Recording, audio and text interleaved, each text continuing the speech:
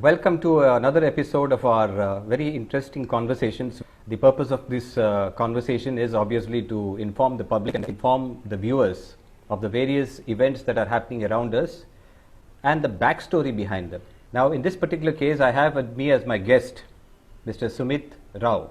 Now, he has been an entrepreneur in Mangalore. He is running Olympus Refrigeration. He has been running this refrigeration industry for the last 33, 34 years. So he's a very experienced entrepreneur. He has seen ups and downs. He has seen smiles and tears, everything. And when the Prime Minister announced that as a part of the relief measures post the lockdown for the various segments of people, that is the agricultural, the farmers, the migrant workers, and in the first tranche, the MSMEs, which he is a part of, there was a lot of happiness in the air.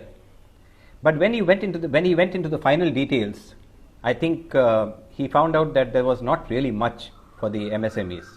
And then he wrote an open letter to the Prime Minister, hoping for some more relief. Now, that is the letter that I am going to focus on in this conversation with Sumit Rao. And I want to welcome him to the show and begin by asking him, what prompted you to write that letter to the Prime Minister?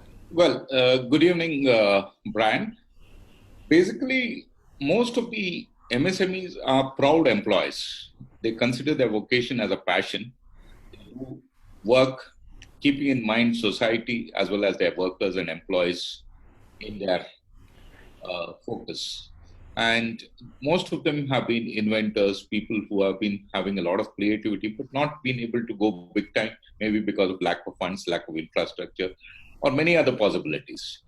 But we've always been working towards achieving a national goal of seeing that productivity increases, good practices are maintained, and we develop engineering products, things like this.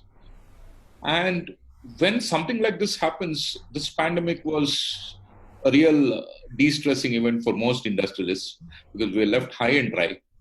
Most of them have small workforces, maybe 50 people, 25 people, 100 people. And suddenly we were in a lurch. And we thought, just like the government has been helping people across the spectrum, we would at least get some help, not in terms of doles. The small industrialist never believes in dole. He believes in being interactive, being reactive to what is happening, and seeing that some measures are given on a temporary basis so that he will be able to go through this crisis. But when we saw the whole text of the finance minister's agenda for the MSME, we were very much disappointed. I thought we need to convince her as to what we really need instead of listening to what they think we need. That is the reason that I got down to put pen and paper and write this letter. Okay, now you have, I think you have not mentioned it, but in conversation with you earlier, you had mentioned that the loans that they plan to give, I think it's 3 lakh crore or something like that, without collateral. Of course, the finer details, the fine print is not mentioned yet, but will they not help? No, basically, see, the loans are always there, first thing. They're not at all mentioned as to what industry will be called out as a stressed out industry. In fact, in the previous round of measures, they had said that up to 20% extra loan, that is, if you have a outstanding amount of 1 crore, maybe 20 lakhs would be given to you without any additional collateral, without anything. It's just across the table. But again, there we needed to put in a lot of papers. But at least they were doing it. But there, it is only about additional increase in loan, but nothing in terms of interest. Basically, most of us are not interested in additional loans. We are interested in a short-term measure where we could have a lower rate of interest, which will help us sort out things for the next year. Yeah, and I think that's the basis of your first point that you wrote to the Prime Minister, reduce the rates to a uniform 5%. No, that is not about the interest rates. Of course, even interest rates, we said, should be reduced to 5%, at least for a year. which would definitely help us still be on the road, be active, be able to produce something. We don't want to close down. Closing down is not a measure which the industry nor the nation would like, because then everything stops.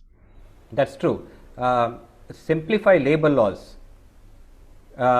Basically, just 1 minute. I think already UP and some of the northern states have already tweaked the labor laws. UP has suspended them for 3 years. Karnataka is mulling certain changes. And what are your thoughts on it? Because basically our labor laws are basically the Queen's law. These are all incorporated from the British Parliament. And these laws are all archaic. They are all maybe framed in the early 1800s or so. And we've just done a copy-paste job of these into our constitution. And we have something like 45, 55 laws, most of them repetitive. We have even such a law as to say that you're supposed to display the name of your company in the, not the name of the company, I'm sorry, that Sunday is a holiday. That has to be placed on a board outside your factory. I don't think, I mean, it's not a big thing to do, but it's something which is not really necessary. Everyone knows about it. Such type of stupid laws are still in force and in vogue. So we would suggest that you tweak this. I'm not saying that the labor should be having any fright or changing these laws. It should be for the betterment both of the labor as well as the employer. For example, a PF form today, a Provident Fund form, has about 4 or 5 forms. They have different sub-classifications, which instead of that, let them collect one lump sum amount. They have computers today. They can classify it into the 4 or 5 accounts on their computers, which would be very easy. Instead of making people make 5 types of different contributions, let it be in one list. So similarly, many laws which could be simplified so that the clerical process at least gets reduced. Yeah, and I do understand that because even I actually advocate 2 or 3 things. I am from the HR background myself, and I've always advocated that the Contract Labor Act to be removed, and you incentivize Correct. Hiring and firing with compensation.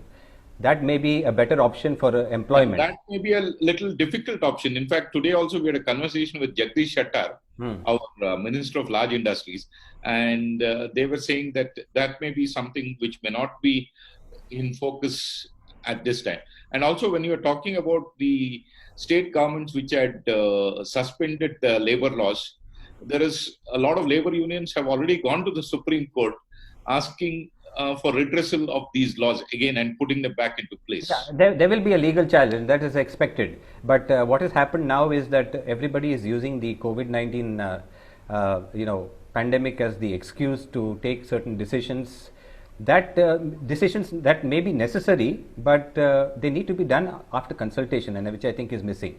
Perfectly right. I would feel that the labor should also be consulted. It is not something in which we want to hurt the labor. Absolutely. It is something in which we have an easier way of doing things, keeping the labor in mind, without any wage decrease or any incentivization that is going to be decreased. Keeping all these things, some of these small things which can be left out or deleted from these laws would definitely help both the employer and employee. It is in the interest of both people that we're talking. Absolutely. And I think that needs consultation, and if it's done without consultation, I think the effect is not really that great. Taxation, basically the taxation in fact is roughly in the range of 18% to 28%. There are still some items, though most items have been removed. In fact, if I have to cite an example from my own stable, air conditioners are still taxed at 28%. It is the largest tax slab ever, whereas refrigerators are charged at 18%. Normally, the volume of refrigerators sold to the number of air conditioners. A home may have 2 air conditioners, but just 1 refrigerator. So the number of air conditioners sold are more. But they still consider an air conditioner a luxury, which is always, I mean, I'm not talking about air conditioner. I'm talking about totally any product which you have a tax slab which is more simpler. And instead of this 18%, 28%, make a 10%, 15% slab, easy even to calculate, and you'll have more returns. I think the difference is that you can't sleep inside a fridge. Correct. Now, coming to your next point to the Prime Minister, give proper price preference to the SMEs in purchases by the government. What is it that this you is a had in very mind? important. Yeah, this is a very important thing. I think I need to explain this. It is very simple if you really go through it. In a government tender, they normally have a price preference. Say now, a public organization, any public organization, maybe a Indian Oil or a Bharat Petroleum or an MRPL or something like that, they have been asked to give purchase preference as well as price preference. So purchase preference, they say about 20% of any commodity, if it is available with SMEs, you're supposed to buy from that. There, the issue is not really large. Now, the next thing is the trickier part. They say price preference. When you say price preference, say we're buying, say, a simple thing, let's put it as tires maybe. Okay, tires is made by the large industry as well as there may be some small people who are making tires. Now, the cost of a tire, the large industry may quote 800 rupees per tire, and if or 850 rupees, and the small industry quotes 1000 rupees. So the preference is there. They have said 10% you can supply. But now what do they say? After the quotations are received, they say you supply the 15%, but you have to supply it at 850 rupees, not at 1000 rupees. That doesn't make it viable for the small entrepreneur because he has got a smaller volume. His costs are definitely higher. It should be very clear that you're buying at a 15% additional cost and 15% quota for the small industry. Otherwise, it is just like saying, like new thing, let me come back again to something which has been put in this Provident Fund.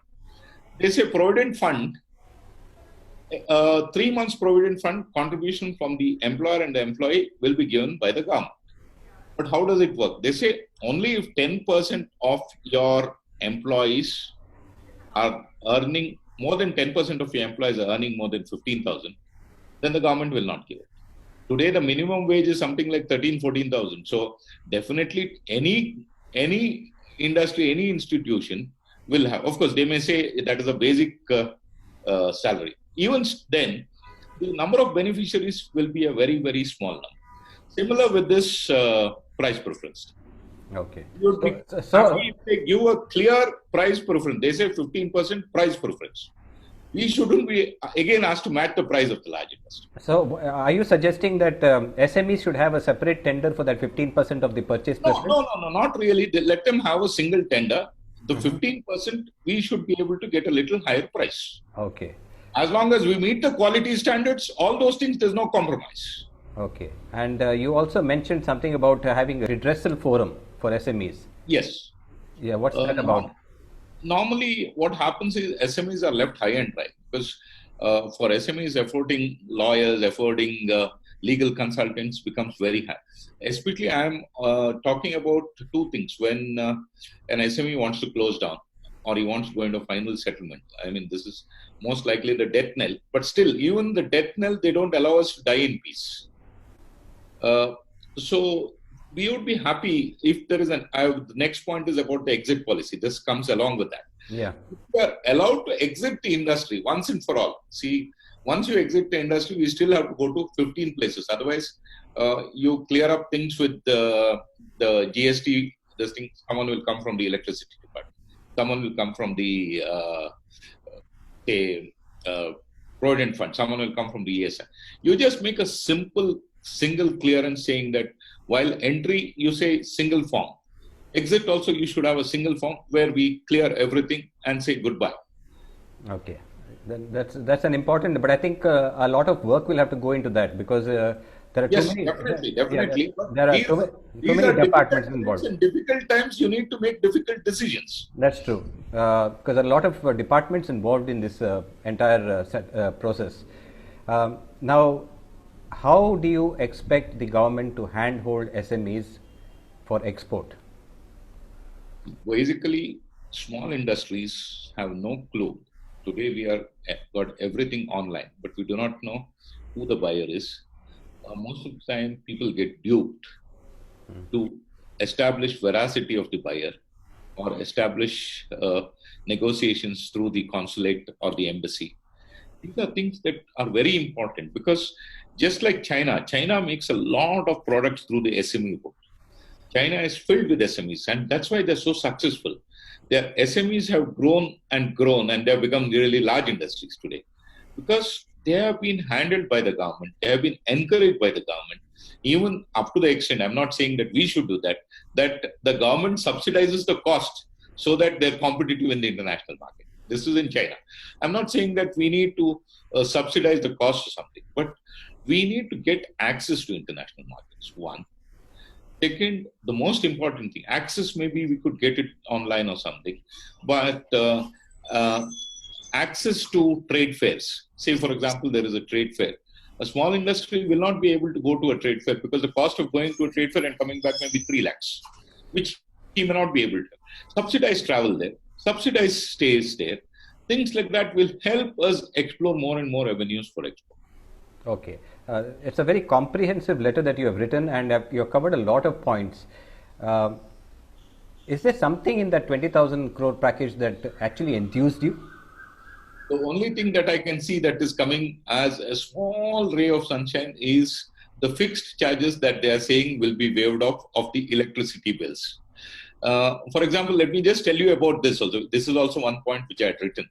See, they say the fixed charge, for example, for a kilowatt, they charge 150 rupees or something. So you've got 100 kilowatts, you got 15,000 as a fixed charge. Plus, in addition, the consumption charges. So they have said they'll waive off the fixed charge. So someone who's got 100 HP, 15,000 is waived off for 2 or 3 months. That is the only thing where there is a perfect example of money saved. But again, this is also something strange. In India, you consume more, you pay more.